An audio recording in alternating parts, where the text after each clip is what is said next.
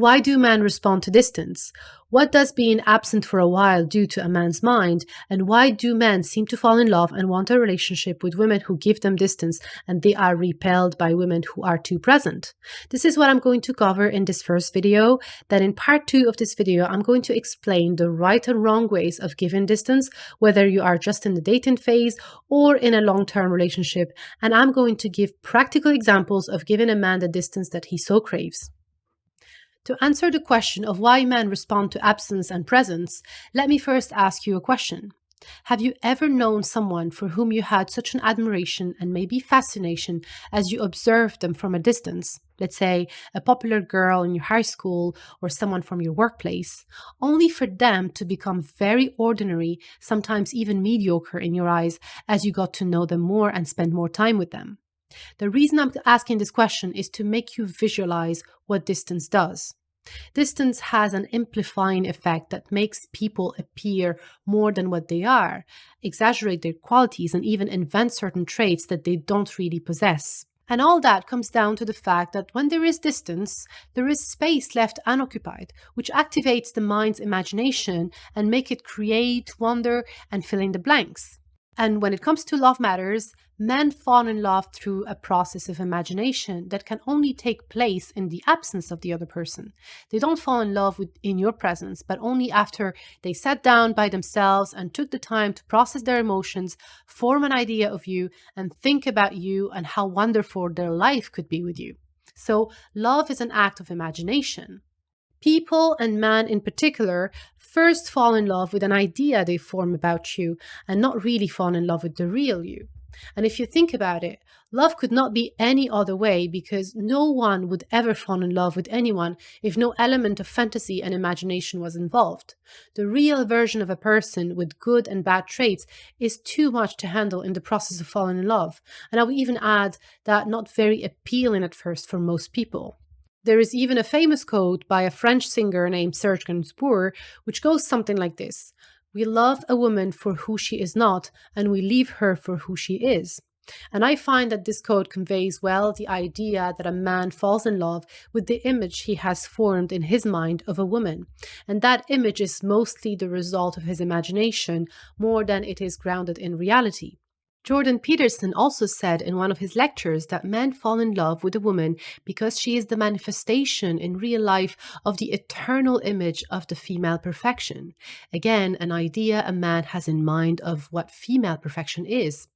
And if that's the case, too much of a woman's presence inevitably breaks the spell of imagination and makes her appear more ordinary and less divine. And depending on what stage of the relationship a woman is too present in, it kills attraction and makes love almost impossible to attain, or makes love die if the two involved were already in love.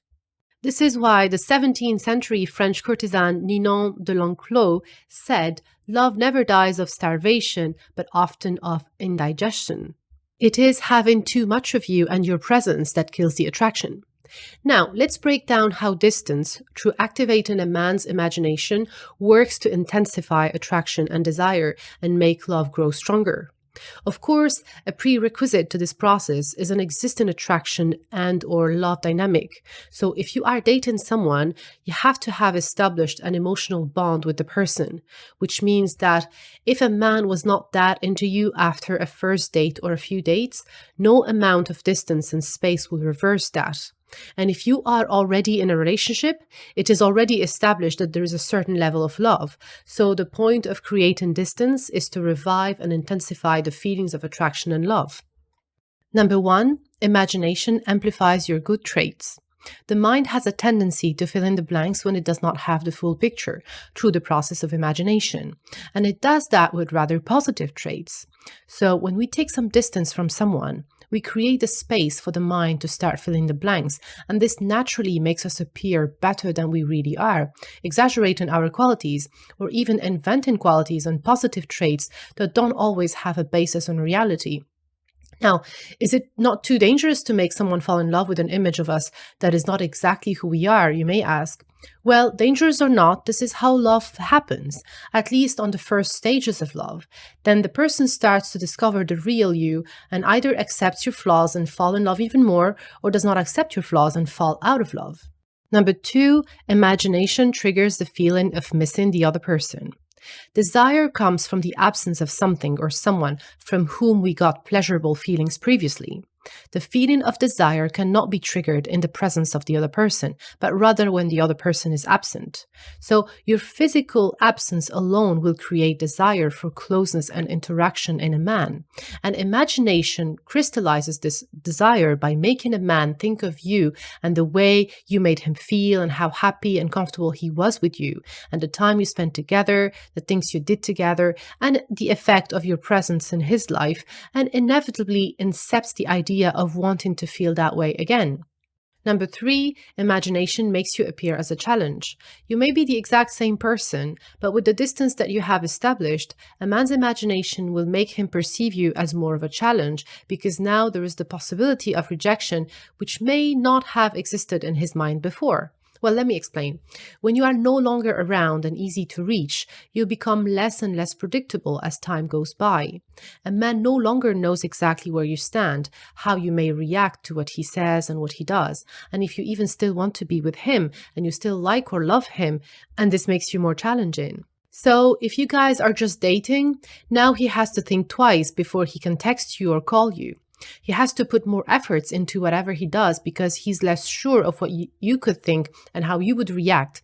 He's overall a little bit more insecure about you by the simple fact of your absence. And if you are in a relationship, he is still a little bit more insecure about you because he is still a little bit in the dark as you go spend time on your own or with your friends. Who knows who you can meet and who is talking to you, who can influence you and make you see other options. Number 4, imagination plants a small seed of fear of losing you. In the same way distance has created the possibility of rejection, it plants the seed of fear of losing you altogether. So if you are dating, the more distance you maintain, the more he fears that you may have lost interest in him, maybe you met someone new, or that you are considering exploring other options. And if you are in a relationship, the distance you create will make him at least consider the possibility of losing you and no longer taking you for granted. And in both cases, when you come back and get closer, his relief will be even greater, and that will intensify the feeling of love. Number 5, imagination makes him wonder about you. Your constant presence never left any space for him to wonder about you, as he knew everything about you and your whereabouts and your plans.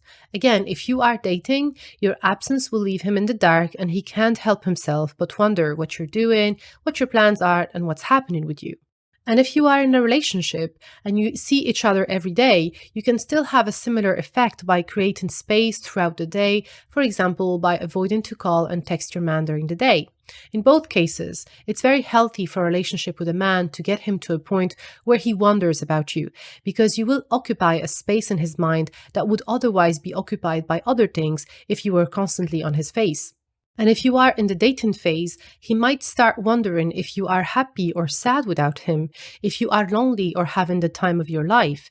These questions, left unanswered, could drive him mad and make him want to contact you and look for ways to meet you. Maybe to feed his curiosity, but also because it hurts his ego to see that you seem to be doing just fine while he's constantly wondering about you. And number 6, creating distance conveys a strong sense of security and confidence in yourself by giving a man his freedom. A lot of women have the wrong idea that men do not want to lose their freedom to a woman, and this is why they have a hard time to commit. But I have seen many men very happy to lose their freedom to women who seem to have one thing in common. These women were never afraid to give these men their freedom by giving them space, even more space than what they really wanted. You see, I believe men want to lose their freedom, but not in a frightening way and not to the wrong person. They want to be able to recover that freedom when they need it and retrieve in their cave to deal with whatever is going on with them.